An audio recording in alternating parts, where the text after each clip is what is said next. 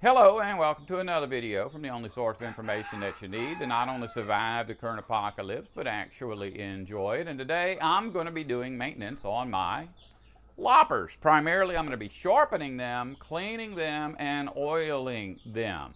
Now I've done a video like this in the past with equipment that was inadequate for filming the task that I'm about to perform, and so now I feel like it's appropriate, since I've got some good recording equipment, it's appropriate for me to go ahead and remake that video. In that video, I explained that my favorite loppers were Fiskars. Now, since then, that's changed a little bit. Because at the time, I had all different kinds of loppers. Now, my only loppers are Fiskars. I eventually realized that I didn't need to be storing stuff that I didn't like to use, so I got rid of everything except my Fiskars loppers. Now, loppers can be purchased in a lot of different places, and you can get them from anywhere from $15 a pair up to $300 a pair.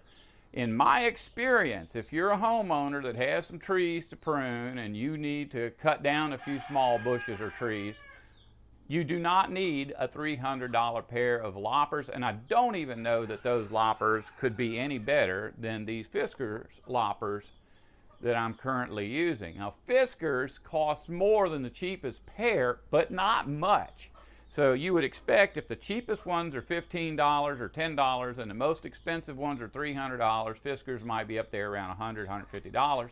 I purchased all of these for less than 40 bucks. So some of them are $25, some are $35, and they all are about the same. Now, I don't know if Fiskars makes simple loppers. My simple loppers, I mean loppers where you open the handle and the jaws are connected to the handle and they open and close. All of the ones I own have got some kind of power increasing mechanism built into them, and I'll show you what I'm talking about right now. This pair has a gearing system.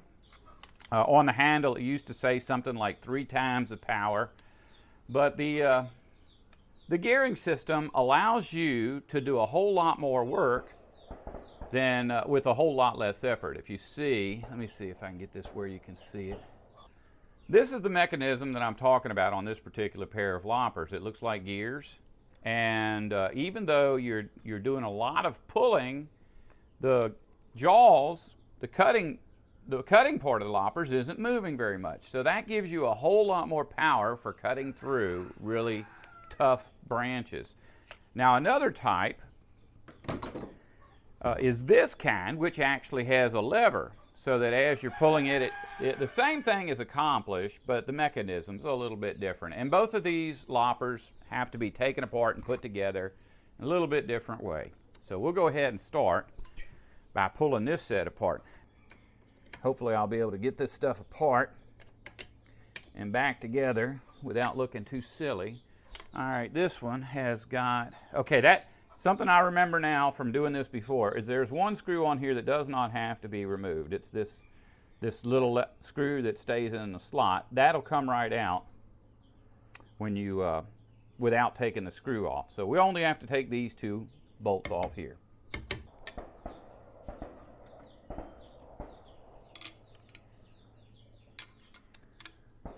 If you can hear that gunfire, that's not sound effects.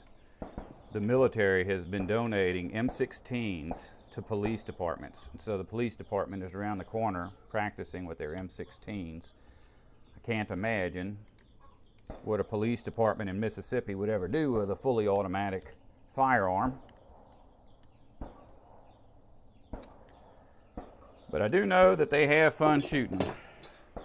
Okay, these 2 wrenches are the ones I'm using here, so I keep those separate from the rest so I don't have to go digging for them later.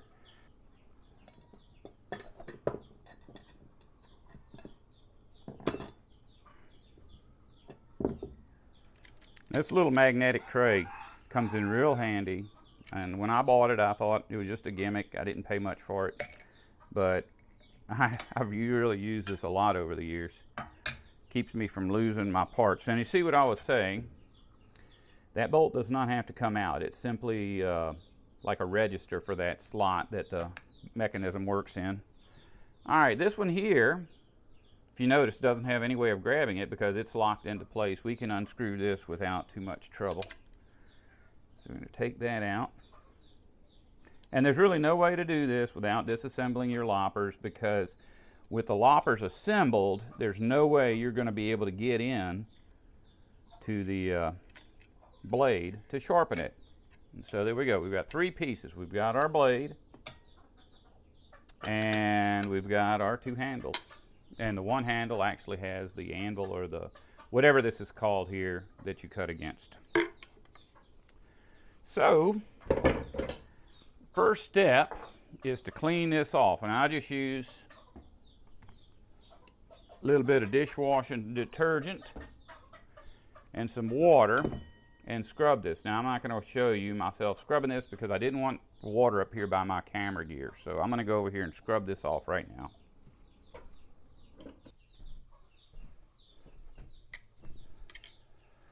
All right, I'm back, and I'm drying off all my stuff. Now I'm using a baby diaper to dry this stuff off, and I talk about baby diapers a lot. They're one of the best things out there for doing just about anything because they're cotton. They're better than t-shirt material because they don't stretch.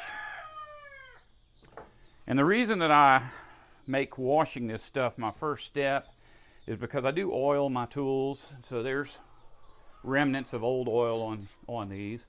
And while you're cutting, you're going to get a lot of things like tree sap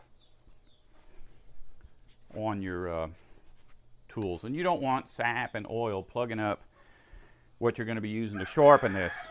Primarily sandpaper and a file. So anyways, we got this about the way we want it. I'm going to go ahead and start working on the cutting edge. And so this is the part that you're going to want to pay attention to, and hopefully I'll be able to show you exactly what I'm doing. I don't know if you can see this edge. It's a little bit irregular. Hopefully you can see that. In other words, there's nicks in it, there's little tiny bends. And so we're going to take all of those little bends out and try to make this like razor sharp and really, really straight. So the first thing we got to do is make sure that this hasn't been bent. So we're going to take a straight edge and just put the straight edge on it to see. And sure enough, if you notice, that straight edge is going all the way across. In other words, this has not been bent.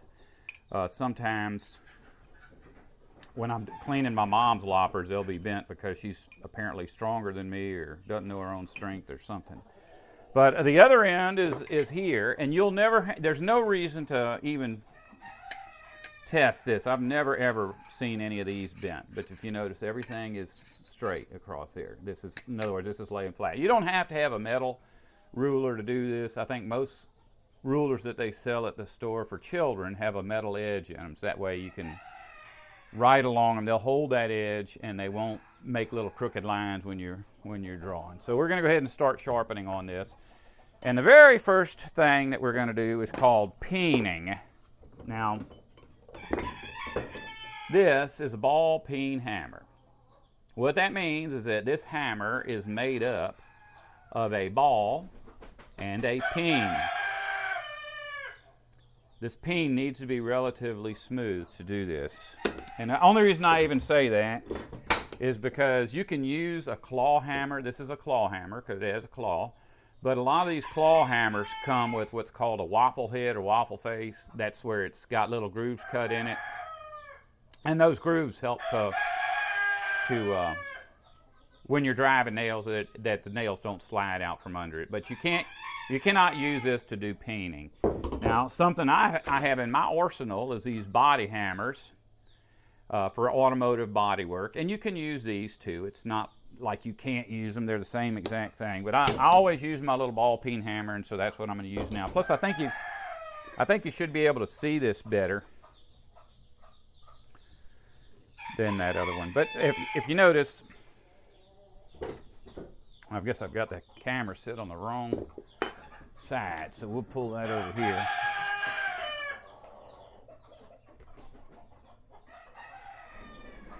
these things are all set up so that, I think they're all set up so that a right-handed person can sharpen them by holding the blade with their left hand. Now this also has to be relatively smooth.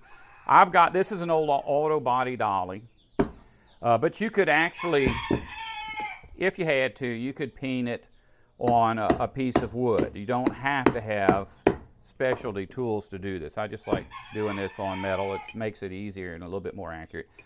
But when you're peening, what you're trying to do, and I have very poor eyesight, but if I put this close to my face and take my glasses off and actually see what I'm doing, but you want to be doing glancing blows. And you want to mostly just hit the spots that are jagged.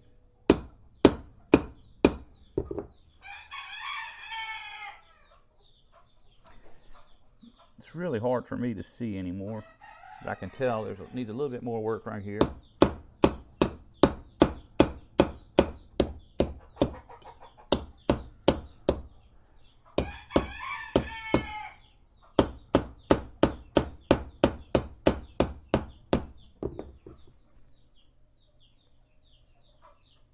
This does not take any kind of special skill. I imagine that somebody that was doing this every day for their entire life would probably develop some kind of technique that's better than mine.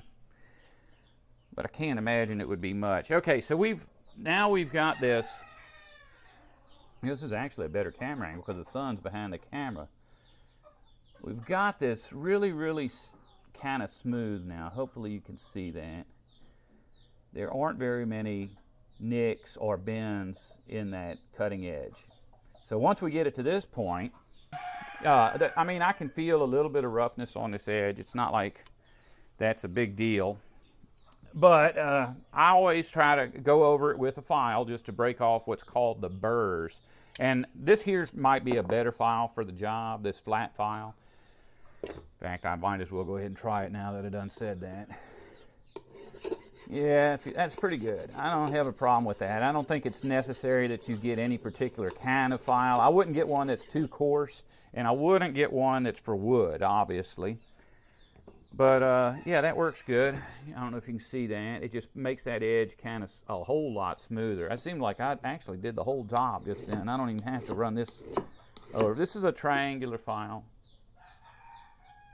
Yeah, you can see that. And this is what I normally use. I don't even know why, I just like it better. Don't want to give you any bad info. Where did I just set that thing? Here you go. You know what? This is actually better. And it may be just the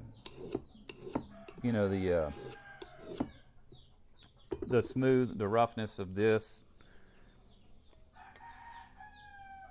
seems a little smoother. Maybe it's best to use both.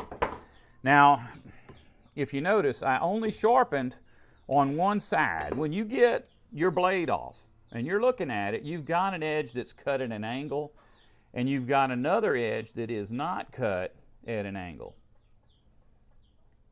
So the reason for that is your cutting edge is working with this. So this is flat and smooth, and so that flat smooth side should go on this flat smooth side, and there shouldn't be any angle cut into the edge of the blade on that side. We can just use a regular kitchen household sharpener. And you don't want to just go straight from disassembling this. You don't want to just go straight from disassembling this to sharpening it with a kitchen knife sharpener, because it'll tear up your knife sharpener. You really want to get your blade as relatively smooth before you start running this through this thing. I probably said this in the last video because it was a very profound moment for me. I've always kind of sharpened like this, where I'm just trying to use two hands, and I kind of felt like I was a little dangerous because the blade is going, got a lot of pressure behind it, and it's right next to your fleshy parts. This kid said, why don't you just set the blade down? My uncle always sets the blade down, and he says that's the only way to do it that's safe. And so That's what I do. I set the blade down, and wow, was he ever right. Gives me so much more control over my blade and my sharpener, and that really puts an edge on there. So now we're going to go ahead and do a little sanding to make this really, really nice. And for this, I pretty much am going to have to bring some water up here. All right, now what we're going to do is clean off this whole thing with sandpaper. And you may notice I have way too much sandpaper. That's because I used to paint cars. And this is all automotive grade sandpaper. I think you can get it anywhere, but I haven't bought sandpaper since I retired 100 years ago.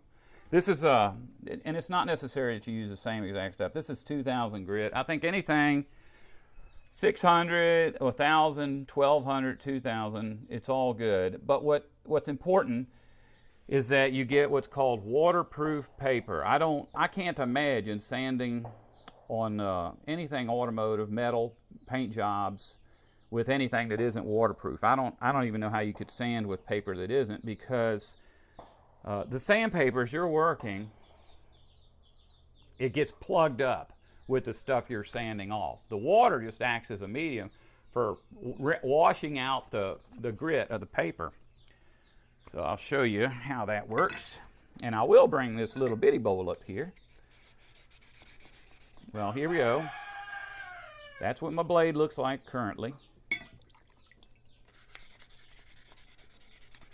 And look, there ain't no rules anywhere about how to do this, as far as I know. I just figured this is the best way to do it because of my life experiences.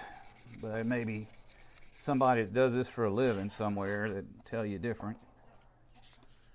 But I do know this: when I get done, these loppers are going to cut through wood like they're cutting through hot butter.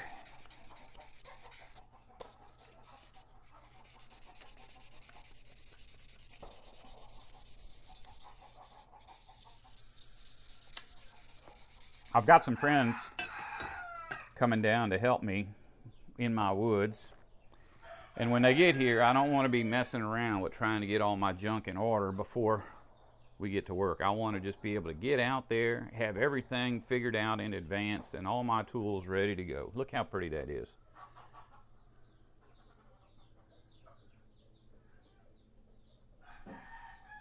Beautiful.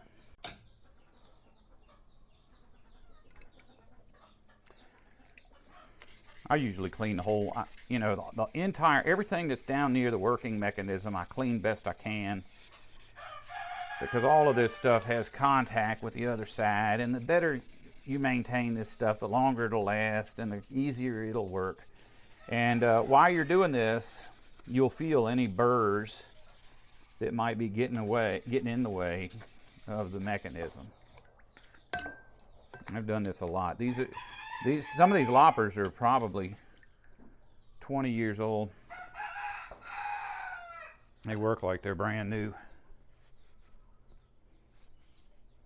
Oh yeah, that's smooth. I can feel how smooth that is.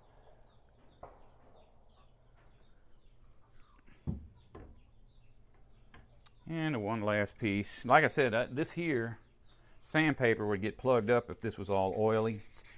But I did scrub this with dishwashing detergent prior to running my sandpaper and my files over it.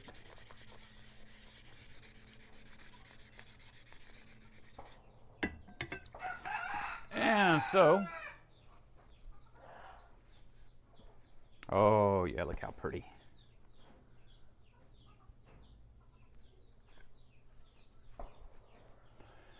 And the final step before reassembling all of this stuff is to apply some oil. And it can be any kind of oil. It doesn't really matter. I've been using motor oil for years, but I've got this. It's a liquid wrench.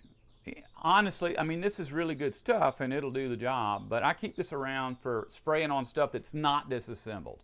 Liquid wrench is like the right consistency that you can spray it on a pair of loppers that is assembled, and this will work its way into every crack and crevice.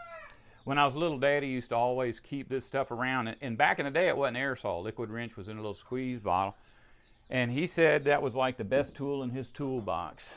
Of course, there's a lot of other things that are being made now that people swear are better than liquid wrench, but for just plain lubrication, liquid wrench is probably best. All right, so we're going to just rub a little coating of oil all over these parts that are going to be bolted together, and just set them aside.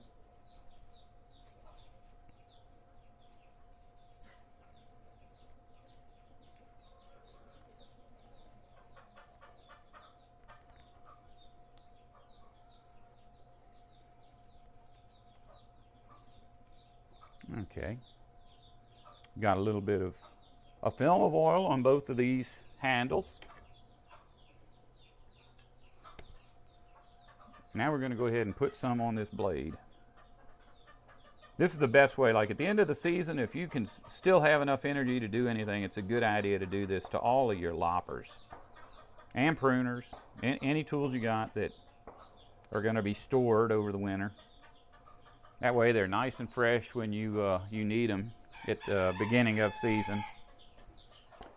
Okay, so, oh, there you go. Got a magnet on there. That's what holds all your screws in there. You can. This is why I like these things. You can turn them upside down or whatever, and your screws don't fall out. You know, something else that I keep out here that I wasn't going to talk about, but I think it's probably important, is when I drop a screw, I don't care if I drop it on a clean floor, I can't see it. So if I know about where I dropped it, I'll take this magnet. I have a bunch of these, and I'll just take and swish my arm around close to the floor with this magnet until I feel a little click, and that's how I usually can find my screws. When I was little, Daddy, you know, most of the toys I had when I was a kid were stuff that my daddy gave me from his job. He was a Sears repairman. He worked on appliances. And so this magnet is in every microwave ever built. It's part of a mechanism called the magnetron. It's a lot of work to get it out of there. I don't know why he felt like he had to do that back then, but he would cut those magnets out of the magnetron and give them to my brother and myself for toys. And microwaves are disposable. When they break, you pretty much throw them away. You know, I would keep the cord, keep that little glass tray, and I would break the microwave apart to get this magnet out. Now I don't do that because it takes a couple hours, and I'd rather just throw the thing in the trash. And the only thing I ever really used out of these are the magnets, and I got about 12 of them, so don't need that anymore. Okay, now we're going to go ahead and reassemble this stuff, if I can figure out how. Okay, I know that little screw don't go in any of these holes because that's the screw that goes into this slot. Oh yeah, I can already see how this is all going to go together. Oh yeah, let me go ahead and let me see. Is that the right side?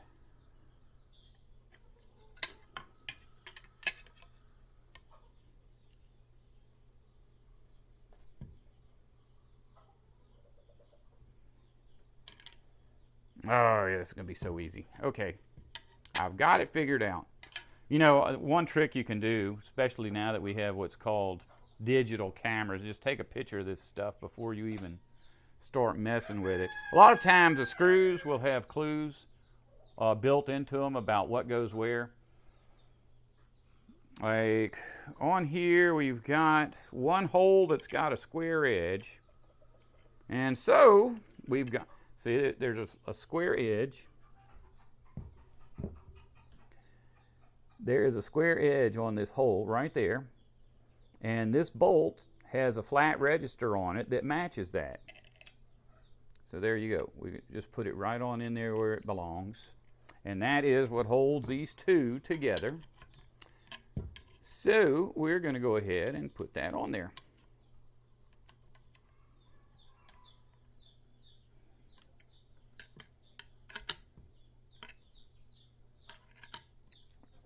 A lot of the wear patterns that are on this stuff are going to be your best indicator as to what goes where. I go, okay, right here, if you can see that, there's a little ring in the metal. It's about the same size as this washer. So we're going to put that on there, and we're going to put the bolt, or the nut, that matches this bolt on here. Now, one thing you may notice, there's a little groove squished into the edge of this bolt. That causes a standard looking bolt to become a locking bolt, because what that does is that after the threads are cut, that's pushed in to squeeze those threads a little tight so that when you put it on the bolt, it's less likely to slip.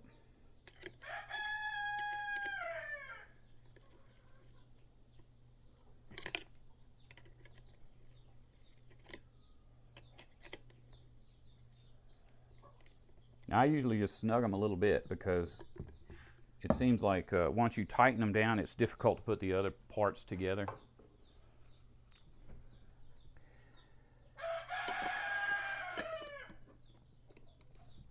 But if you leave yourself a little wiggle room, then that's not the case. Whoops.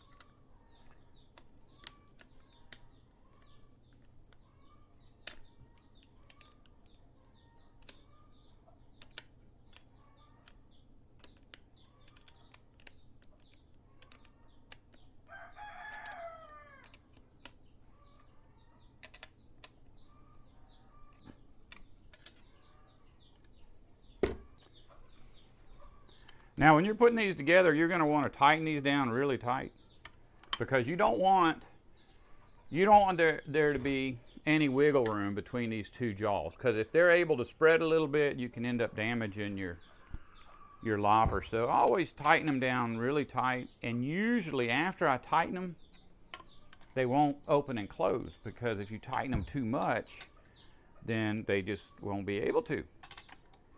So you just go back and you loosen them up. This actually feels real good.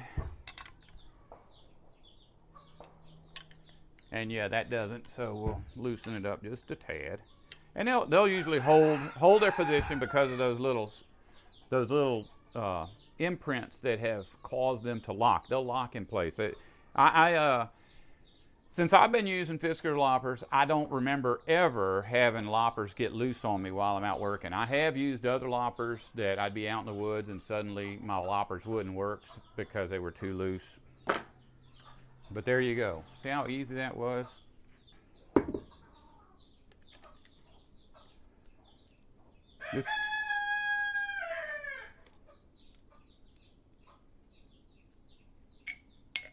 This should be the easiest pair to work on, though. Very obviously can only go together one way, and just by looking at it, I can tell which way. And both bolts and both nuts are identical. They got a lock washer. The lock washer, if you're doing this and you find you have a lock washer and you can't remember what side it goes on, lock washers almost always, universally go on the side that's under the nut, because that's what you're locking down is the nut. And also with these loppers, like at least with this one, it's got a square shank to line up with some square holes. See, so you don't need to lock your bolt because the bolt is going to be locked by that square shank. All right, once again, I'm going to go over and wash this stuff off in my big bucket. Okay, now we got all the goo washed off of all of our parts. I'm going to go ahead and let me see if there's anything on here that you might see. Take a look. You may be, if this thing focuses, I think it'd probably show that. But you see there's a little bit of, looks like little grooves and some little nicks and bends right there where the sharp part of the blade meets the part that isn't sharp. Here's one right here.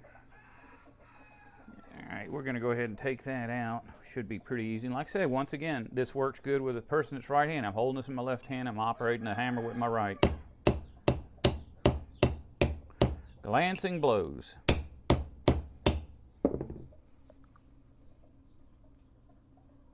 Actually, the first thing I need to do is check and see if this is straight.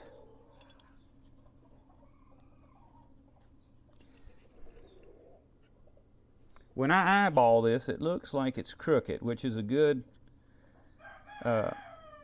example of why you need a straight edge, because the straight edge is the only thing you can depend on. Your eyes will fool you, especially what happens when you're looking at this. You'll have areas where it's shiny and areas where it's dull, and it'll make it look like the blade is bent when it really isn't.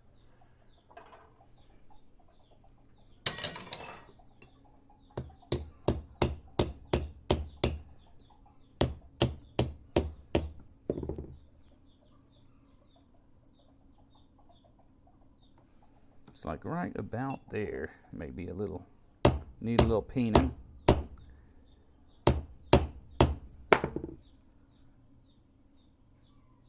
Yeah, I think it's ready for the sharpener.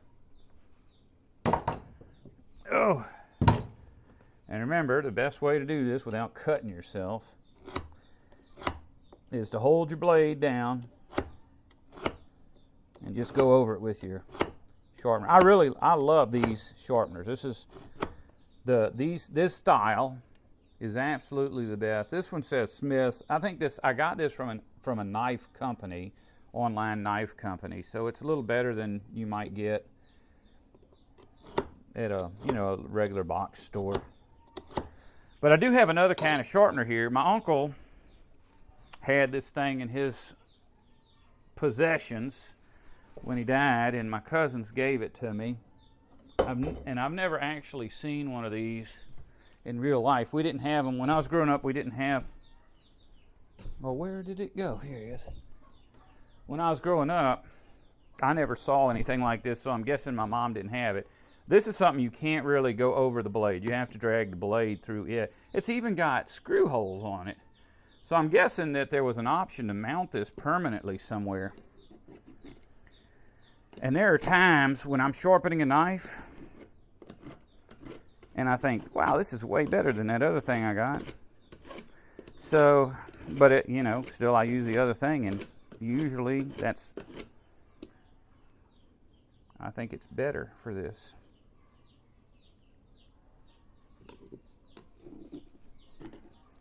Tell you what, it's difficult with this little bitty blade, little bitty handle,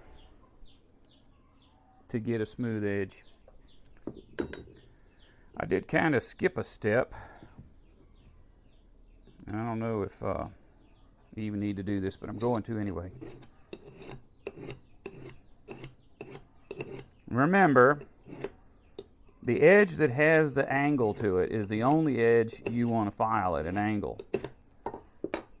When you get on the other side, you just want to take any burrs off. You don't want to cause that to angle away from the face of the blade. Okay, just to make sure, I'm going to go ahead and run my knife sharpen over again. I'll show you this when I'm done. You can decide for yourself if it looks good.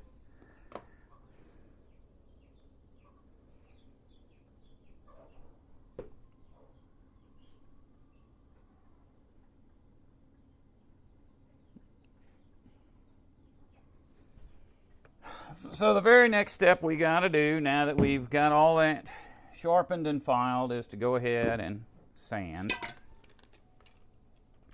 And you can use the same piece of sandpaper. I've got so much of this stuff. I don't know if you saw the amount of, this thing is filled with sandpaper. And I use about 2 sheets a year. And I've only got about 10 years left to live. And there's probably 500 sheets in here. So I'm going to have some left over. If you want, I'll leave that to you in my will. Just let me know. And where did I put that sheet of sandpaper?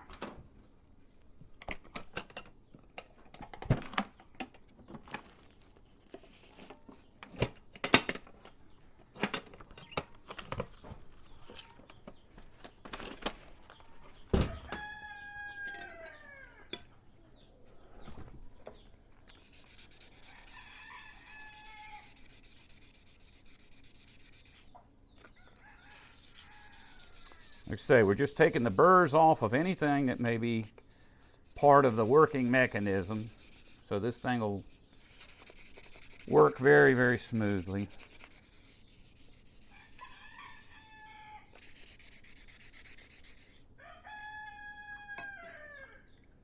All right. Get my diaper. Dry that off. Set it aside.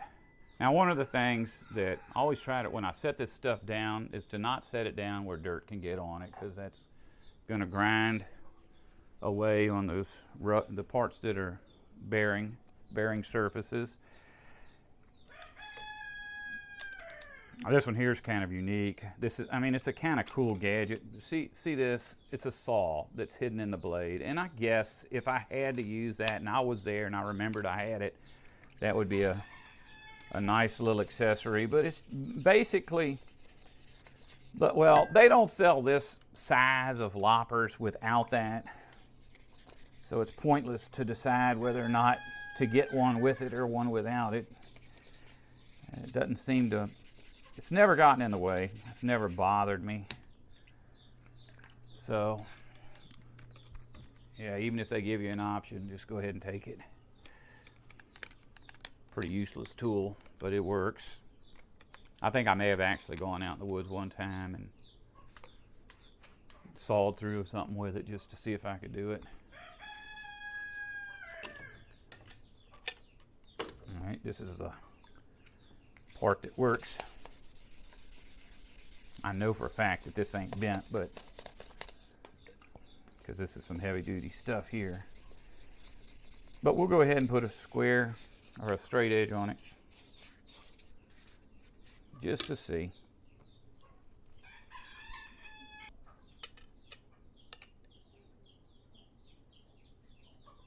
Very straight all the way across. So now we just need to put our bolts back in. Remember, this one had the same exact bolts, same exact nuts, same exact washers on both holes. Now, if you notice, when you're looking at these two handles, one side has paint on it, the other one has a very obvious wear pattern. So we know from that wear pattern that that's the side where the cutting edge bolted. So this is a no-brainer. And you cannot put this together wrong because it won't go together wrong. You know, it just doesn't make sense. It has one logical way to go together. And so that's how we're going to put it together. But of course, before we do that, we're going to go ahead and put our oil on. Use our same little oily piece of napkin, paper towel.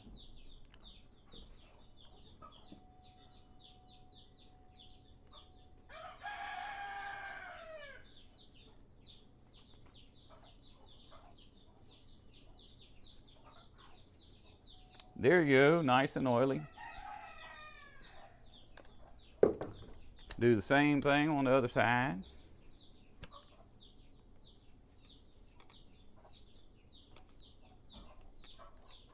And the same thing on our cutting edge. Oh. I don't just put it on the cutting part, I put it on all the working parts. Everything that's like metal, we're going to put oil on just because we want to preserve this and we want to make sure everything that's rubbing against anything is going to move smoothly. All right, there we go. Got these two pieces together. And we see on our jaws, we've got one side that has all the paint intact. The other side has an obvious wear pattern, so that's going to go right there. Another thing is that these bolts have got a square shank on them, close to the head. So they're going to go in this square hole. All right? So we know that this goes here. We'll just go ahead and bolt that one bolt in. Put our lock washer on. Remember, the lock washers almost always go on the side with the nut and rarely go on the other side, but sometimes you'll have them on both sides. Very rare that, I can't imagine ever having a lock washer on the bolt side and not having a lock washer on the nut side. Okay, we've got that hand tight. Put the other bolt in, other washer on, other nut on. And we didn't put our wrench back down in there in the pile where it would get mixed up with the other wrenches. So this is going to be real easy. Okay, now it's still working. Tighten it up a little more. And it's still working.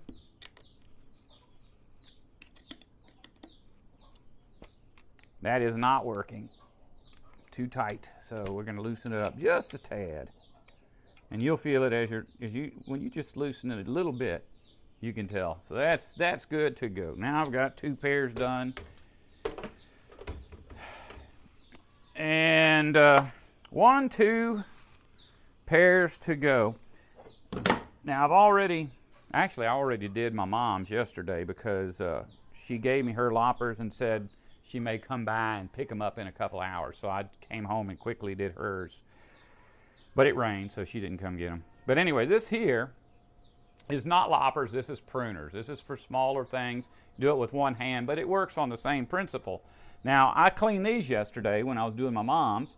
And basically, there's just a dozen little screws here that will really drive you nuts. You've got this spring that causes it to open up after you're done, and that just comes out. With that out, all you really have to do is get this nut off and take the two halves apart. You don't have to pull all these little screws and gizmos off of here, with the exception of this one. If you see a nut that's got a gear on it, that's a locked nut. See, this one, if you tighten it down too much, the pruners will not automatically open up. If you tighten it down too little, they'll get loose and you'll get jammed. So they've put this ingenious little lock on here, and they put these gears on this nut so that when you finish tightening this to where it works perfectly, you can put this locking mechanism on, and then that keeps it from getting loose later when you're using it.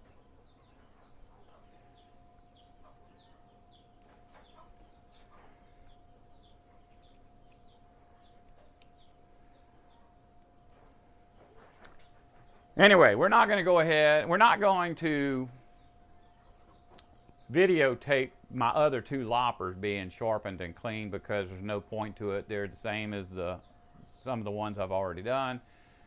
But hopefully, if you've got a $30 pair of loppers and it's not working right anymore, you don't need to go to the store and buy another $30 pair of loppers. Most people have got some kind of hammer around the house and some kind of file.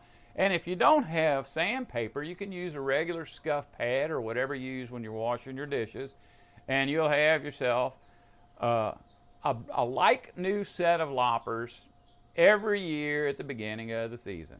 As always, if you don't want to survive, don't listen to me.